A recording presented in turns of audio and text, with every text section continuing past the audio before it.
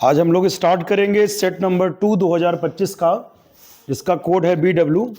और इसका हम लोग सेक्शन ए पहले करेंगे, खंड आ, जिसमें 20 बहुविकल्पी प्रश्न होते हैं। और पहला बहुविकल्पी प्रश्न है cosec A minus cot A into 1 plus cos A. Trigonometry का क्वेश्चन, इसका मान हमें निकालना है। कॉसेक को हम लिख सकते हैं 1 अपॉन साइन, कॉसेक को हम लिख सकते हैं 1 अपॉन साइन, और कॉट को हमने लिख दिया कॉस बटे साइन। कॉसेक मतलब 1 अपॉन साइन, कॉट मतलब कॉस बटे साइन, आगे इंटू में है 1 प्लस कॉस ए। आगे बढ़ेंगे तो यहां पर एलसीएम ले लें, sine A, sine A LCM ले लो, ऊपर क्या हो गया 1 माइनस कॉस ए, यहां पे क्या चल रहा है 1 प्लस कॉस ए।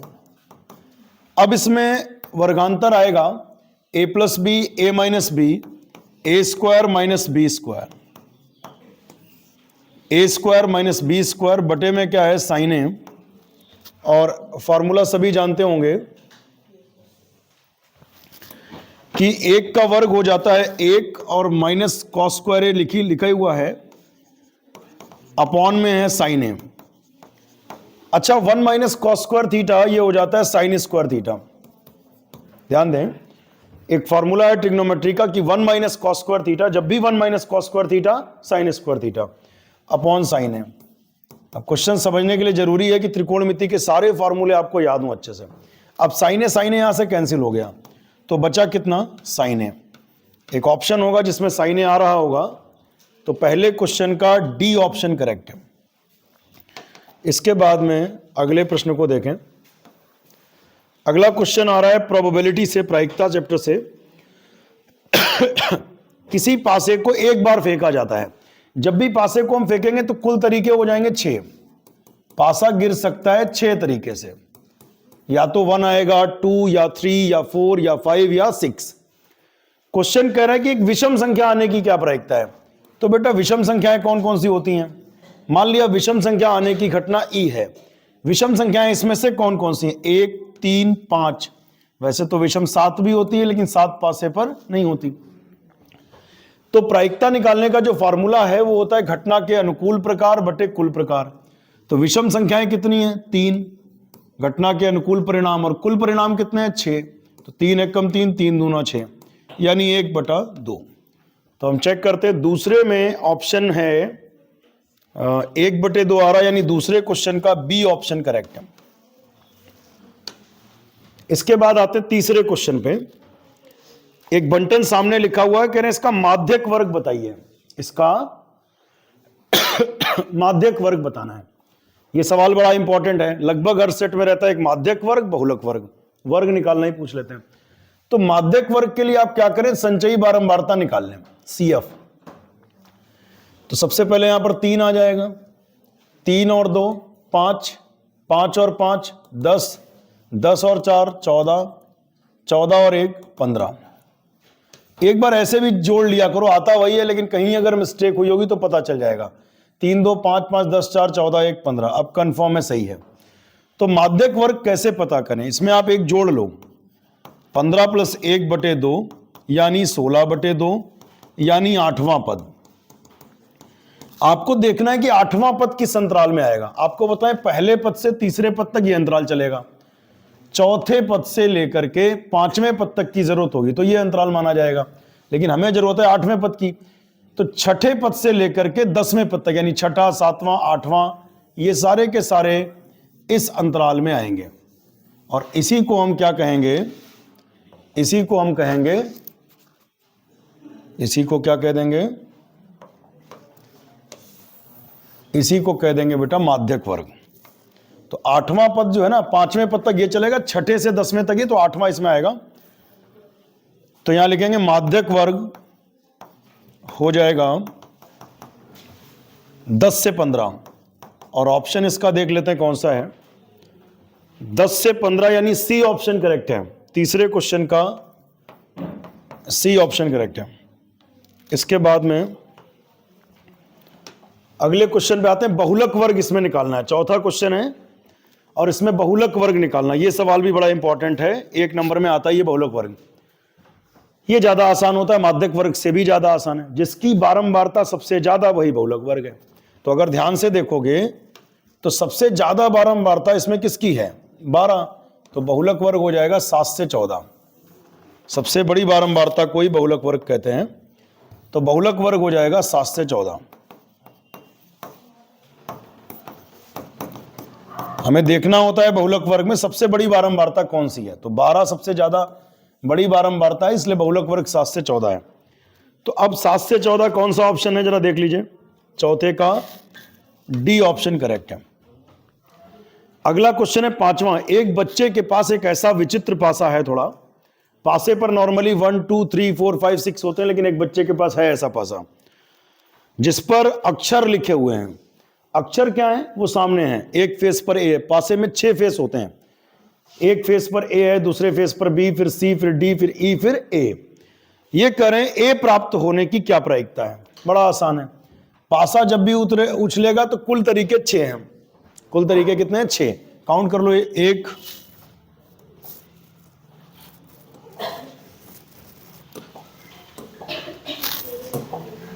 हाँ, तो कुल तरीके कितने? 3 और 3 6, कुल तरीके 6 हैं। इनमें से हमें देखना होगा ए प्राप्त करने की प्रायिकता पूछना। तो ए कितनी बार है? हमने देखा एक ए यहां पर है, एक ए यहां पर है, तो ए है इसमें 2 बार, तो 2/6, तो 2 1 कम 2 और 2 3 6, तो आंसर कितना आ जाएगा? 1/3। आप इसको देखो, 5वें क्वेश्चन का ये बी पार्ट है। 5वें क्वेश्चन का बी ऑप्शन सही है, 1/3। अगले क्वेश्चन पे आते हैं। छठा क्वेश्चन है कॉट थीटा बराबर 8/15 साइन थीटा निकालो। इसमें 2 रास्ते हैं। एक तो सर्वसमीका से लगा सकते हैं। कॉसेक कॉट में एक सर्वसमीका भी अपने पास में है, cosec square theta minus cot square theta 1। उसमें कॉट रखेंगे तो कॉसेक आ जाएगा, कॉसेक को पलट देंगे तो साइन आ जाएगा। एक तरीका त्रिभुज से भी है। कॉट थीटा होता है बेटा आधार बटे लंब होता है। कॉट थीटा क्या होता है? आधार बटे लंब होता है। इसका नाम लिख दो ABC। आधार बटे लंब, तो आधार कितना है? 8 और लंब कितना है? 15। वैसे अनुपात के रूप में अगर लिखेंगे, ऑब्जेक्टिव है तो लिखना तो है ही नहीं इसमें, वरना तो 8K और 15K से हम लोग डील करते, लेकिन लिखना ही नहीं, तो इसमें ऑप्शन ही गोला कला करना, तो के रहने भी दो। अब AC किस रेशियो में होगा पता करते हैं। √15 square plus 8 square. Pythagoras theorem लगाई, कर्ण बराबर √ लंब वर्ग प्लस आधार वर्ग। तो 15 का वर्ग 225 और 8 का वर्ग 64। इसको जोड़ेंगे तो 5 4 9, 6 2 8, 289। ये तो याद होता है सबको। 17 का स्क्वायर है, वर्ग सबके याद कर लो 1 से 20 तक या 30 तक जरूर। 17 का वर्ग 289, तो ये 17 आ गया। AC स्क्वायर, इधर तो AC चल रहा था क्योंकि हमने उधर √ लगा रखा ना, तो AC यही चल रहा है। तो AC कितना हुआ? फाइनली 17 हो गया। अब हमें यहां से कॉट साइन थीटा चाहिए बेटा। साइन थीटा का फॉर्मूला होता है लंब बटे कर्ण। लंब बटे कर्ण। थीटा के सामने लंब, लंब हो गया 15, 90 के सामने कर्ण, कर्ण हो गया 17। साइन थीटा लंब बटे कर्ण 15/17। तो देखना है 15/17 किसी ऑप्शन में है क्या? 15/17 आप ध्यान देंगे तो सी ऑप्शन में है। तो छठे क्वेश्चन का सी ऑप्शन करेक्ट आ रहा है। आगे बढ़ते हैं। कॉसेक 60 का बताइए, मान पूछ लिया। कॉसेक 60 ना पता कोई बात नहीं, साइन 60 तो याद होगा। साइन 60 का मान √3/2 होता है। कॉसेक उसका उल्टा होगा तो 2/√3 होगा। Cosec 60 is 2/√3। इसमें लगाना नहीं है कुछ भी, ये याद होना चाहिए तो आप टिक कर पाओगे। तो कॉसेक 60 2/√3 7वें क्वेश्चन का ए ऑप्शन करेक्ट है। आगे बढ़ेंगे 8वें क्वेश्चन की तरफ। ट्रिग्नोमेट्री के काफी क्वेश्चन है इसमें। इसका मान हमें निकालना है बेटा, देखना कैसे होगा। कॉसेक को हम 1/sin लिख सकते हैं। कॉसेक को हम लिख सकते हैं 1/sin, लेकिन स्क्वायर है तो स्क्वायर भी आ जाएगा। Cosec square theta 1/sin square theta.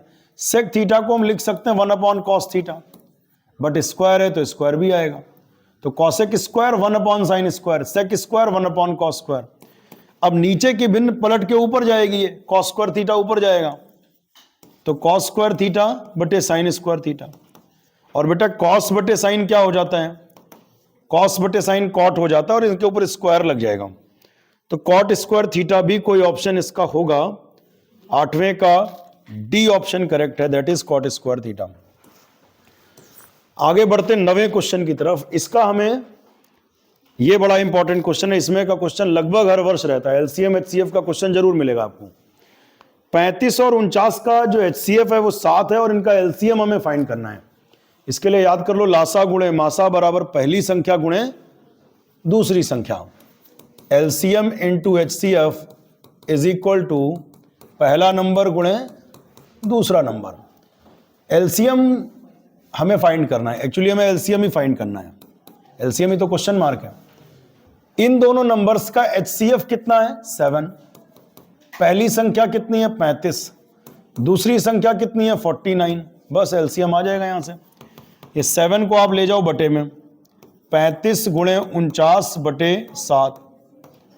अब 7 से चाहे इसे काट लो चाहे उसे, दोनों ही कट रहे हैं। 7 पचे 35, 5 से गुणा, 5 नेम 45 के 5 हासिल 4, 5 को 20 और 4 24, तो 245 देखना होगा ऑप्शन में 245 है कहीं पर क्या, तो 245 ऑप्शन है और वो है 9वें का सी ऑप्शन करेक्ट है। इसके बाद क्वेश्चन नंबर 10 पर ऐसा कम होता है कि एचसीएफ एलसीएम के एक ही सेट में इतने सवाल मिल जाए। इसमें तो 2 सवाल क्या 3 सवाल हो गए, मतलब एक ही प्रश्नावली से 3 क्वेश्चन पूछ लिए। एचसीएफ एलसीएम ये हो गया, इसके बाद ये और ये 2 क्वेश्चन हो गए। 306 और 657 का हमें एचसीएफ फाइंड करना है, तो क्या करना होगा? सबसे पहले दोनों के प्राइम फैक्टर कर लेते हैं, अभाज्य गुणनखंड कर लेते हैं दोनों के। 306 के फैक्टर करें, 2 से कटेगा, 2 एक कम 2 1 3, 1 बचा 10, 2 पंचे 10 और 2 तियां 6। 2 से अब कटना नहीं, 3 से चेक करते हैं, 5 3 8 1 9, 3 से कटेगा, 3 पचे 15, 3 एक कम 3, फिर 3 से कटेगा, 3 एक कम 3, 2 5, 2 बचे 21, 3 सत्ते 21। अब 17 से कटेगा, 17 एक कम 17। अब दूसरा नंबर है 657, 2 से तो कट नहीं रहा, तो 6 5 11 7 18, 18 3 से कटता है, हाँ कटता है, तो ये भी 3 से कटेगा। 3 दूना 6, 3 एक कम 3, 2 5, 2 बचे 27, 3 नेम 27, 3 सते 21 और 3 तियां 9, 73। 73 तो प्राइम नंबर है, किसी और से कट नहीं रहा होगा। तो 306 के जो प्राइम फैक्टर आए हैं वो क्या है? 2, 3 2 बार है तो 3 स्क्वायर इंटू 17, और 657 इसके भी 2 बार हैं तो 3 स्क्वायर इंटू 73। अब हमें इनका एचसीएफ चाहिए कि एलसीएम? एचसीएफ ही चाहिए। एचसीएफ में हम लोग क्या करते हैं? केवल कॉमन फैक्टर लेते हैं, केवल एचसीएफ में सिर्फ कॉमन लेते हैं और छोटी घात में लेते हैं, लेकिन यहां तो खैर दोनों बराबर, ये 3 स्क्वायर कॉमन फैक्टर है, यानी 3 का वर्ग 9 दिया होगा आंसर में। एक बार चेक कर लेते हैं। तो 10वें क्वेश्चन का B part, B option correct है। 10वें क्वेश्चन का बी ऑप्शन चेक करना है। बी ऑप्शन 10वें में क्या था? 9। और चेक भी कर सकते हैं, 9 से बड़ा नंबर नहीं होगा जो इन दोनों को डिवाइड कर पाए। ठीक है, कभी इसका आंसर चेक करने का मन हो तो चेक कर सकते हो कि एचसीएफ क्या होता है। बड़े से बड़ा वो नंबर जो दोनों को डिवाइड कर दे। अगला क्वेश्चन देखते हैं, ये अलग तरीके का सवाल कर दिया, सूत्र इसी सूत्र पर है पिछले वाले पर। 2 संख्याओं का एलसीएम दिया गया है, संख्याएं हमने कंसीडर कर ली ए और बी। मान लिया 2 संख्याएं ए और बी हैं, उन 2 नंबर्स का जो एलसीएम है वो 168 है और जो एचसीएफ है वो 6 है। उनमें से एक संख्या दे रखी है 24, दूसरी संख्या फाइंड करनी है। तो हम लोगों के पास फार्मूला होता है एलसीएम इंटू एचसीएफ बराबर पहली संख्या गुणे दूसरी संख्या, पहली संख्या ए दूसरी संख्या बी। एलसीएम क्या है दोनों का? 168। एचसीएफ क्या है दोनों का? 6। ए कितना है? 24 इंटू बी, बी दूसरी संख्या, तो बी दूसरी संख्या, इसे 24 बटे में कर लो, 168 इंटू 6 अपॉन 24। अब इसे सॉल्व कर लेंगे, 6 से काट लीजिए, 6 चौक 24, 4 हो जाएगा, 4 से काटो, 4 चक्कू 16 और 4 दूनी 8, यानी दूसरी संख्या जो आई है वो कितना आ गई? 42 आ गई, तो दूसरी संख्या 42 है, तो हम कह सकते हैं 11वें क्वेश्चन का बी ऑप्शन बिल्कुल करेक्ट है, दैट इज 42। अगले क्वेश्चन पे जाते हैं। 12वां प्रश्न क्या है, ये कह रहे हैं कि दो बिंदु दिए हैं ए और बी, ए कॉमा बी और 2a कॉमा 2b, और हमें इनके बीच की दूरी निकालनी। निर्देशांक ज्यामिति चैप्टर का प्रश्न है, दो बिंदुओं के बीच की दूरी फाइंड करनी है। कैसे निकलती? अंडर रूट में x2 माइनस x1 का होल स्क्वायर यानी 2a माइनस a का होल स्क्वायर और y2 माइनस y1 का होल स्क्वायर यानी 2b माइनस b का होल स्क्वायर। होता यह कि दूसरे पहले में पहला घटा लो और दूसरे में दूसरा घटा लो। 2a में से a जाएगा तो a स्क्वायर तो रहेगा ही रहेगा, और 2b में b जाएगा b तो b स्क्वायर।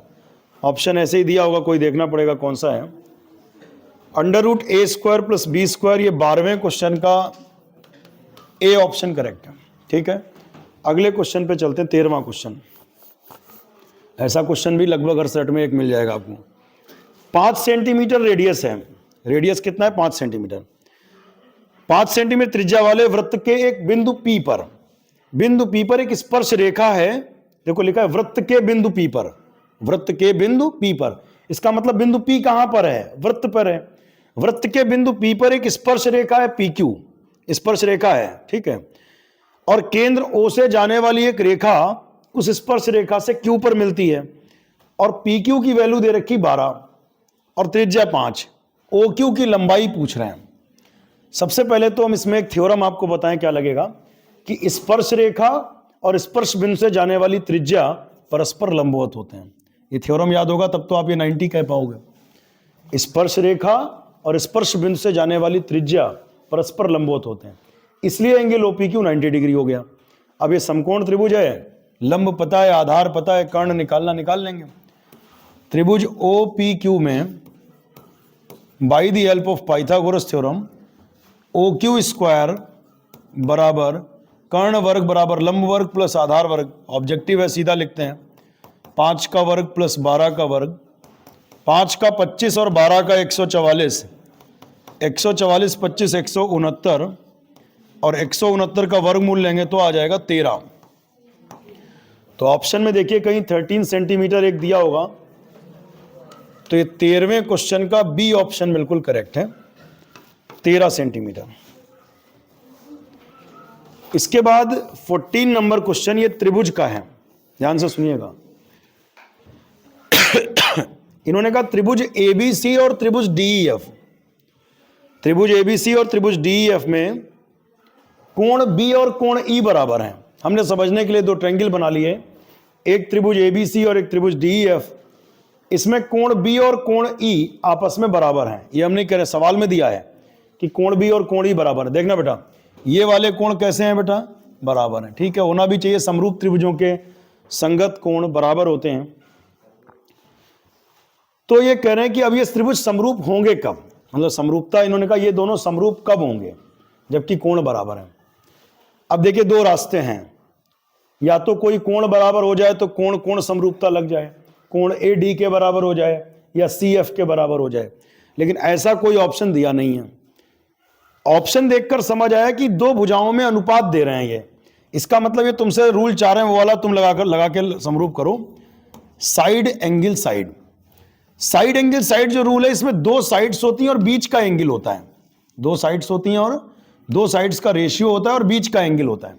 तो एंगल बीच का दिया है, साइड्स इधर उधर वाली आप देख लो एक बार जरा, ये भुजा और ये भुजा, ठीक है, इन्हीं के बीच का एंगल है, और ये वाली भुजा और ये वाली भुजा।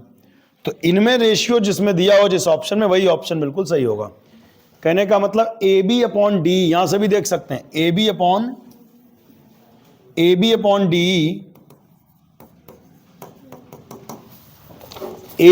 DE बराबर BC upon EF, AB upon DE बराबर BC बटे EF। अगर ये भी बराबर हो जाए रेशियो और कोण बराबर है ही, तो साइड एंगल साइड से ये समरूप हो जाएंगे। तो देखना पड़ेगा कि किस ऑप्शन में AB अपॉन DE बराबर BC अपॉन EF है।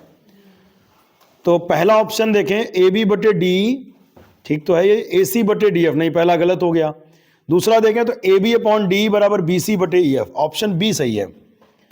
14वें क्वेश्चन में बी ऑप्शन टिक लगेगा। अगले क्वेश्चन पर आ जाओ भाई, 15वां। ये भी सवाल बड़ा इंपॉर्टेंट है, बड़ा आसान, लेकिन लगभग हर सेट में मिलेगा। अनसॉल्व करने का सबसे बड़ा फायदा यही है, आपको पता चल जाता कि पेपर किस तरीके से आता है। तो 7 सेंटीमीटर त्रिज्या है, त्रिज्य खंड का कोण 90 अंश है, त्रिज्य खंड का क्षेत्रफल चाहिए। ऐसा सवाल भी एक लगभग हर साल एक मिल रहा है, पाई आर स्क्वायर थीटा बटे 360। ये फॉर्मूला याद होना चाहिए इस सवाल के लिए। ऑप्शन पाई में है तो नहीं दो, पाई में नहीं है, पाई का मान रख दीजिए 22/7। आर का मान 7 है, उसका वर्ग कर दो 7 गुणे 7। थीटा कितना, थीटा 90 अंश बटे 360 अंश। 0 0 कट गया, 9 चौक 36, 7 7 कट गया, 2 दूनी 4, 2 एकम 2, 2 एकम 2, 11 सते 77/2। एक ऑप्शन आ रहा होगा 77/2, 77 आ रहा है, 77 का आधा 38.5 तो 38.5 सेंटीमीटर स्क्वायर होगा। हाँ ठीक है, इसे काटिए पहले। 2 3 6 1 7, 1 बचा 17, 2 8 16, 1 17, 2 5 10। अब देखिए इन्होंने कंफ्यूज करने के लिए 77 भी ऑप्शन में दे रखा है, कहीं अगर धोखे से 2 छूटा तो 77 ही आएगा और वो टिक भी लग जाएगा। ऑप्शन में ना हो तो कम से कम दोबारा चेक करो, वरना टिक लग जाता है। तो 15वें क्वेश्चन में सी ऑप्शन करेक्ट है। अगले क्वेश्चन पे बढ़ते हैं, 16वें पे। एक खिलौना है बेटा, 16वां क्वेश्चन देखते हैं क्या है। क्या कह रहा है, एक खिलौना 4 सेंटीमीटर त्रिज्या वाले एक शंकु के आकार का है जो उसी त्रिज्या वाले अर्धगोले पर अध्यारोपित है। मतलब एक खिलौना है जो शंकु के आकार का है, एक अर्धगोले पर रखा हुआ है। ऐसे सवाल आपने कई करे हैं पीछे, तो ठीक है। एक आपने यहां पर शंकु बना लिया जो सेम रेडियस के अर्धगोले पर अध्यारोपित है। एक बार रेडियस वगैरह फिर से पढ़ते हैं। एक खिलौना है 4 सेंटीमीटर त्रिज्या वाले, इसकी त्रिज्या दे रखी 4 सेंटीमीटर। एक खिलौना जिसकी त्रिज्या दे रखी 4 सेंटीमीटर, शंकु के आकार का है, उसी रेडियस वाले अर्धगोले पर है। शंकु की तिर्यक ऊंचाई 12 है। शंकु की तिर्यक ऊंचाई दे रखी 12। तिर्यक ऊंचाई होती बेटा L। कह रहे हैं खिलौने का संपूर्ण पृष्ठीय क्षेत्रफल निकालो। लगभग ऐसे ही क्वेश्चन आपको 6 नंबर में मिल जाता है, ये आप समझ लीजिए। कई बार आपको मिलता जुलता प्रश्न मिल जाएगा, बच्चे बशर्ते हो सकता है L ना दिया हो, कुछ और कंडीशंस हो। 6 नंबर में ऐसे क्वेश्चन भी आए हैं।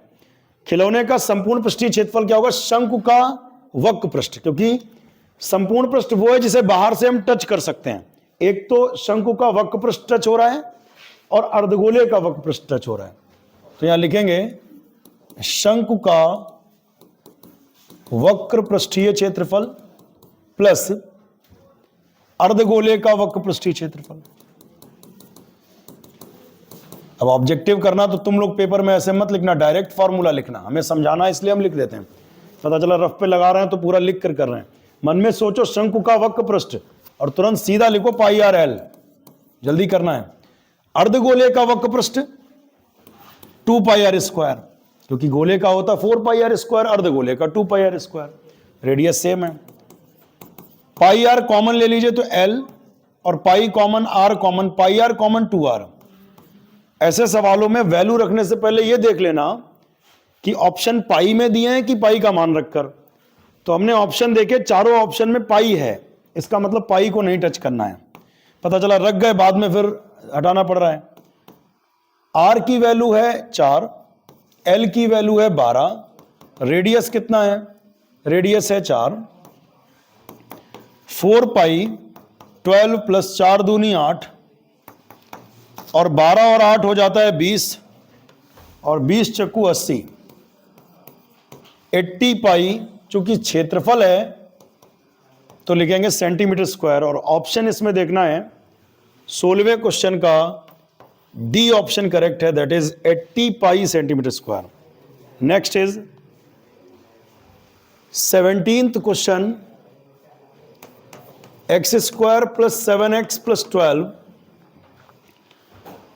X square plus 7x plus 12, ये करें इसके शून्यांक होंगे। शून्यांक कहें या शून्य के की बात है, इसके शून्यक चाहिए। शून्यक चाहिए तो इसको शून्य कर दो, शून्यक चाहिए तो इसको शून्य कर दो, पता चल जाएगा कब जीरो होगा। 12 के फैक्टर करो, जोड़ने पर 7 हो जाए। 4 3 12, 4 3 7, 4 + 3 x + 12, 4 3 7 7 x हो गया। फिर मल्टीप्लाई करें तो 4x + 3x + 12, इन दोनों में x कॉमन बचेगा x, फिर x कॉमन बचा 4, 3 कॉमन बचा x, फिर 3 चक्कू 12, x + 4 पूरे में कॉमन बचेगा x + 3 बराबर 0। एक बार पहला फैक्टर 0, +4 उधर गया -4, एक बार दूसरा फैक्टर 0, +3 उधर गया -3, तो शून्यक हो जाएंगे -4, -3, ये आंसर है। -4, -3 देखना है ऑप्शन में, -4 -3 कहां पर है। -4 -3 ये 17वें का ए ऑप्शन करेक्ट है। इसके बाद में आते हैं अगले प्रश्न पर, 18वां सवाल। इसका एक और तरीका भी होता है कि पता चला ऑप्शन में 4 ऑप्शन दिए हैं, x के वो मान रख रख के देख लो और जिन पर ये वैल्यू 0 हो रही हो वो शून्यक है, लेकिन इसमें फैक्टर आसानी से हो रहा है तो यही बेहतर तरीका रहा। 18वां क्वेश्चन है कि x + y = 14 and x - y = 2। बड़ा आसान प्रश्न, फ्री का 1 नंबर कह रहे हैं, इसको हल करिए। कह रहे हैं इन दोनों समीकरणों को क्या करना, हल करना है। ऑप्शन देखकर ही समझ में आ जाता है कि 8 और 6 हो जाएगा, बिना लगाए जोड़ दो तब भी आ जाएगा। 8 6 14 और 8 में से 6 गए तो 2, लेकिन चलिए लगाएंगे कैसे। जोड़ दीजिए, +y -y कट जाएगा, x 2x, 14 और 2 16, x बराबर 16 बटे में 2 जाएगा तो 2 8 16, x बराबर 8 आ गया। अब x + y 14 है, x की वैल्यू 8 है और 14 में से 8 जाएगा तो 6 है। x बराबर 8 है और y बराबर 6 है, तो ऑप्शन देख लीजिए, 18वें क्वेश्चन का बी ऑप्शन करेक्ट होगा। 19 नंबर क्वेश्चन क्या कह रहा है देखिए। क्वेश्चन द्विघात समीकरण से है, kx² + 2 √6x + 3 = 0। ये कह रहे हैं इस द्विघात समीकरण के मूल समान है। देखिए, जब भी किसी द्विघात समीकरण के मूल समान हो, मूल समान है तो इसका व्युत्कर 0 होता है। जब भी किसी द्विघात समीकरण के मूल समान होंगे, याद कर लीजिए उसका व्युत्कर 0 होगा। b² - 4ac = 0। बेटा ये a है, ये b है और ये c है, तो b कितना है, 2√6 है, a कितना है, k, और c कितना है, 3। 2 का वर्ग 4, √6 का वर्ग 6, 4 3 12 के बराबर 0, 6 चौक 24, फिर प्लस का 24 उधर गया तो -24, 12 से काटो तो 12 दूनी 24, के बराबर 2। ऑप्शन में देख लीजिए के बराबर 2 है कहीं पर। 19वें क्वेश्चन में सी ऑप्शन करेक्ट है। इसके बाद आखिरी क्वेश्चन है क्वेश्चन नंबर 20, -6 -4 -2, ये कह रहे हैं इसका 7वां पद निकालिए। इसका 7वां पद निकालना, ये समांतर श्रेणी का क्वेश्चन है। सबसे पहले आप a डिसाइड कर लो, a माने पहला पद -6, d कैसे, दूसरे से पहला घटाओ, -4 -6, दूसरे से पहला घटाओ, माइनस +6 और 6 में से 4 गया 2। 7वां पद a7, ये हो जाता है a + 6d। वैसे फार्मूला लगा लेना चाहे तो an बराबर a + n - 1d। n का मान जब 7 रखेंगे तो 7 - 1 हो जाएगा 6। अब इसमें वैल्यू लगा दो, a की वैल्यू -6, d की वैल्यू 2 और 6 दूनी 12 और 12 में से 6 जाएगा 6। तो अब ध्यान से देखें इसमें कौन सा ऑप्शन करेक्ट है। 20वें क्वेश्चन का भी 20वें का डी ऑप्शन करेक्ट है, वो 6 हो गया।